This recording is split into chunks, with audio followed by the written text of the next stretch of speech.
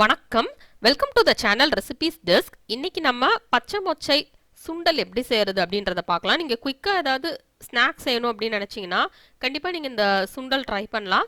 இந்த டேஸ்ட் ரொம்ப நல்லாயிருக்கும். நீங்கள் இதை சாதத்தோடு வச்சு சாப்பிட்றதுக்கு கூட இது நல்லாயிருக்கும். ஃபர்ஸ்ட் இதுக்கு என்னென்ன பொருட்கள் தேவை அப்படின்றத பார்த்துடலாம். அதுக்கப்புறம் எப்படி செய்யறது அப்படின்றத நம்ம இந்த வீடியோவில் பார்க்கலாம். நான் இதை ஃப்ரெஷ் பச்சை மொச்சை வச்சு செஞ்சுருக்கேன். நீங்கள் வெள்ளை மொச்சை பயிரை ஊற போட்டும் இந்த மாதிரி செய்யலாம். இப்போ நம்ம தேவையான பொருட்களை பார்த்துடலாம். தேவையான பொருட்கள் மொச்சப்பயிறு. இந்த பச்சை மொச்சையை உரிக்கிறது ரொம்ப ஈஸி. நீங்கள் இந்த மாதிரி நடுவில் லேசாக அப்படி ஓப்பன் பண்ணிட்டு நீங்கள் இந்த மாதிரி உரிச்சிடலாம். ஆனால் உரிக்கிறப்ப கொஞ்சம் கேர்ஃபுல்லாக இருக்கணும். இதில் கொஞ்சம் புழு ஜாஸ்தியாக இருக்கும். இப்போ நான் இதை உரித்து எடுத்து வச்சுருக்கேன். 1/4 டீஸ்பூன் கடுகு, 2 சிகப்பு வத்தல், 2 டேபிள் ஸ்பூனுக்கு தேவையான அளவு தேங்காய், 1/4 டீஸ்பூன் சீரகம், கொஞ்சம் கருவேப்பிலை, ஒரு பெரிய வெங்காயம், 1/4 கப் மொச்சப்பயிறு, பச்சை மொச்சப்பயிறு நான் உரித்து எடுத்து வச்சுருக்கேன். ஃபஸ்ட்டு நம்ம ஒரு மிக்சி ஜார் எடுத்துக்கலாம். எடுத்துகிட்டு அதில் தேங்காய் சின்ன சின்ன துண்டாக நறுக்கி சேர்த்துக்கலாம். அதுக்கப்புறம் அதோட சீரகம் சேர்த்துடலாம். சேர்த்துட்டு அதை இப்போது நம்ம அரைச்சி எடுத்து வச்சுக்கலாம். 2 டேபிள் ஸ்பூனுக்கு தேவையான அளவு தேங்காய் எடுத்துக்கோங்க. இப்போ நம்ம பச்சை மொச்சையை ஒரு ப்ரெஷர் குக்கரில் எடுத்துடலாம். எடுத்துட்டு தேவையான அளவு தண்ணி சேர்த்துடலாம். சேர்த்துட்டு இப்போ நம்ம ப்ரெஷர் குக் பண்ணிடலாம். ஹை ஃப்ளேமில் வச்சு 3 விசில் ப்ரெஷர் குக் பண்ணிடுங்க. இப்போ நான் ப்ரெஷர் குக் பண்ணிவிட்டு ப்ரெஷர் ரிலீஸ் ஆனோடனே குக்கர் ஓப்பன் பண்ணி பார்க்க போகிறேன். அது ப்ரெஷர் குக் ஆகட்டும். இதுக்கிடையில் நம்ம ஒரு கடாய் எடுத்துக்கலாம். கடாய் எடுத்து அதில் தேவையான அளவு நல்லெண்ணெய் சேர்த்துக்கோங்க. இப்போ எண்ணெய் நல்லா சூடாகட்டும். எண்ணெய் நல்லா சூடானதுக்கப்புறம் நம்ம இதில் கடுகு சேர்த்துடலாம். இப்போ கடுகு நல்லா பொரிஞ்சிடுச்சு. நெக்ஸ்ட் இதில் நம்ம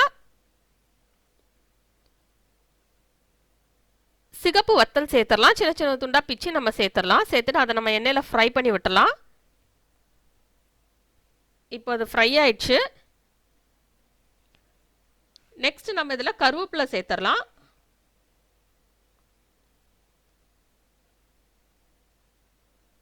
இப்போ கருவேப்பிலை சேர்த்து நம்ம இதை ஃப்ரை பண்ணி விட்டுடலாம். இப்போ இதில் நம்ம நறுக்கி வச்சிருக்கிற பெரிய வெங்காயம் சேர்த்துடலாம். சேர்த்து அதையும் நம்ம ஃப்ரை பண்ணி விட்டுடலாம். நல்லா வெங்காயம் பொன்னிறமாகட்டும். அது வரைக்கும் நம்ம இதை ஃப்ரை பண்ணிக்கலாம். இப்போ நம்ம டிஷ்ஷுக்கு தேவையான அளவு உப்பு சேர்த்துடலாம். அப்படின்னா வெங்காயமும் குயிக்காக ஃப்ரை ஆகிடும். இப்போ உப்பு சேர்த்தாச்சு. இப்போ இதை நம்ம ஃப்ரை பண்ணி விட்டுடலாம். நல்லா பொன்னிறமாக ஃப்ரை ஆகட்டும். ஃப்ரை ஆனதுக்கப்புறம் நம்ம இதில் ப்ரெஷர் குக் பண்ணி வச்சுருக்கிற மொச்சப்பயிர் சேர்த்துடலாம். இப்போ பார்த்தீங்கன்னா நல்லா ஃப்ரை ஆயிடுச்சு பொன்னிறமாக. இப்போ நல்லா ஃப்ரை ஆனதுக்கப்புறம் நம்ம பச்சை மொச்சையை சேர்த்துடலாம். இப்போ நான் சேர்த்துட்டேன். நான் தண்ணியை தனியாக எடுத்து வச்சுட்டேன். நீங்கள் தண்ணியோட தேவைனாலும் ஊற்றிக்கிடலாம். இல்லை தண்ணியை நம்ம குழம்பு செய்கிறப்போ அதை யூஸ் பண்ணிக்கிடலாம். இப்போ இதை நம்ம நல்லா மிக்ஸ் பண்ணி விட்டுலாம். இது நல்லா ட்ரை ஆகணும். அது வரைக்கும் நல்லா இதை மிக்ஸ் பண்ணிக்கோங்க. இது நல்லா மிக்ஸ் ஆனதுக்கப்புறம் நம்ம அரைச்சி வச்சுருக்கிற தேங்காய் சேர்த்துடலாம். நல்லா இந்த தண்ணியெல்லாம் வற்றணும்.